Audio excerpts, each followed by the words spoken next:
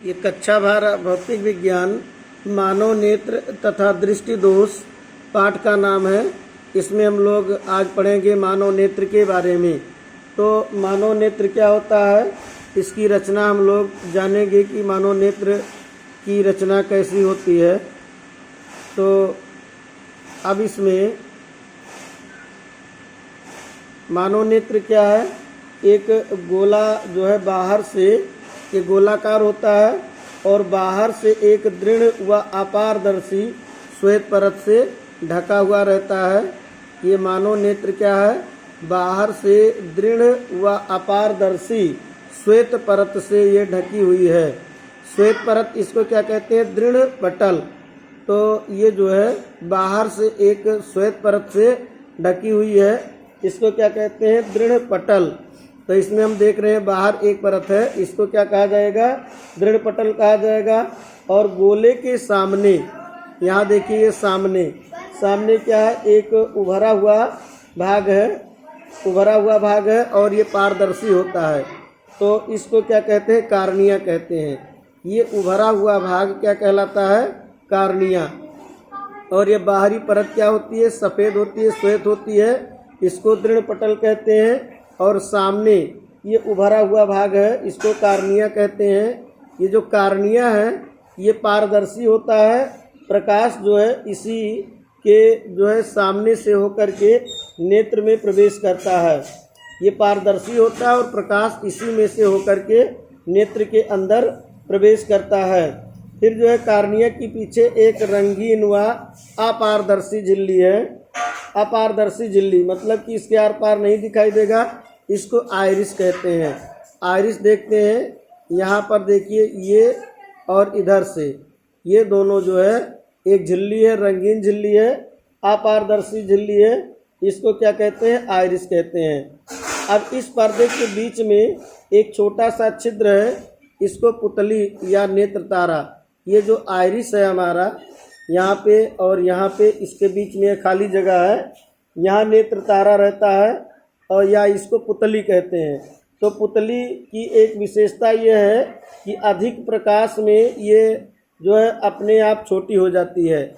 ये जो पुतली होती है नेत्र तारा जब अधिक प्रकाश होता है तो अपने आप ये छोटी हो जाएगी। और जब अंधकार में हम जाते हैं तो अंधकार में ये अपने आप बड़ी होती है। ऐसा होने से प्रकाश की केवल सीमित मात्रा ही नेत्र में प्रवेश कर पाती है, ठीक है। और आइरिस के ठीक पीछे देखिए ये आइरिस है, ये झिल्ली क्या है, आइरिस। इसके पीछे यहाँ पर क्या लगा हुआ है, नेत्र लेंस, यानी नेत्र लेंस ये लगा हुआ है।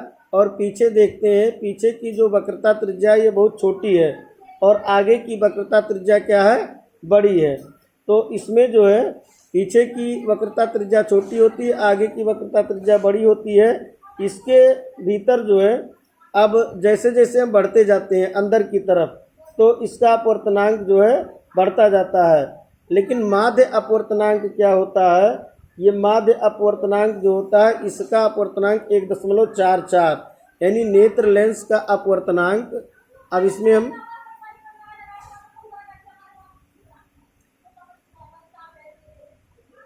नेत्र लेंस का अपवर्तनांक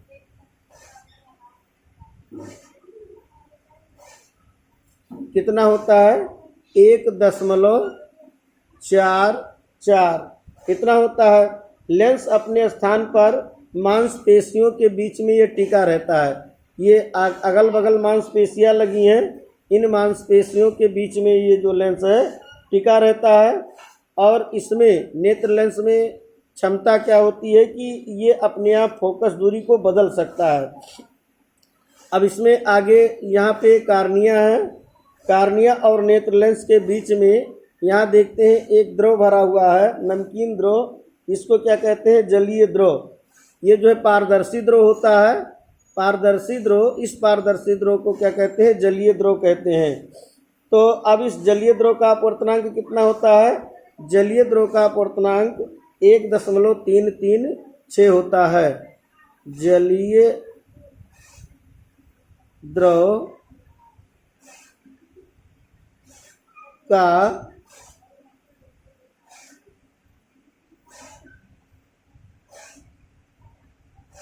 अपवर्तनांक होता है 1.336। अब जो है नेत्र लेंस के पीछे, यहाँ नेत्र लेंस के पीछे एक अन्य पारदर्शी द्रव इसमें भरा रहता है। इसमें एक अन्य पारदर्शी द्रव भरा रहता है। इसको क्या कहते हैं? कांच द्रव, यानी कांच द्रव कहते हैं। और कांच द्रव का अपवर्तनांक कितना होता है? कांच द्रव का अपवर्तनांक यह भी 1.336 होता है। तो अब इसमें जो है हम एक बार पुनः देख लेते हैं। ये सबसे बाहरी परत क्या होती है? दृढ़ पटल, और उसके आगे कार्निया, और यहाँ पर अगल बगल 2 झिल्ली होती है, जो है ये अपारदर्शी झिल्ली होती है, इसको आइरिस कहते हैं। पीछे नेत्र लेंस लगा होता है, और जलीय द्रव आगे होता है, कांच द्रव पीछे होता है। अब जो दृढ़ पटल हमने बताया, इसके नीचे एक जो है झिल्ली लगी है, इसको कोरोइड कहते हैं। ये क्या है? कोरोइड। तो कोरोइड क्या विशेषता क्या होती है? ये प्रकाश को अवशोषित करके जो है प्रकाश का आंतरिक परावर्तन रोकती है। यानी ये जो बाहरी परत है, ये दृढ़ पटल बहुत मजबूत होता है, ये नेत्र की सुरक्षा करती है। और जो दूसरी परत है, ये आंतरिक परावर्तन को रोकती है। इसका काम है आंतरिक परावर्तन को रोकना। और नेत्र के अंदर सबसे भीतरी भाग में ये क्या है? रेटिना है। ये जो है पारदर्शी झिल्ली होती है, इसको रेटिना कहते हैं। अब रेटिना ये प्रकाश सिराओं से बनी हुई एक फिल्म होती है, इसी पर जो है प्रतिबिंब बनता है। ये सिराएं वस्तुओं के प्रतिबिंबों के रूप में रंग और आकार का ज्ञान ये जो है मस्तिष्क तक पहुंचाती हैं। मतलब ये प्रतिबिंब का जो ज्ञान कराती हैं, वो मस्तिष्क पर जो है संदेश भेजती हैं।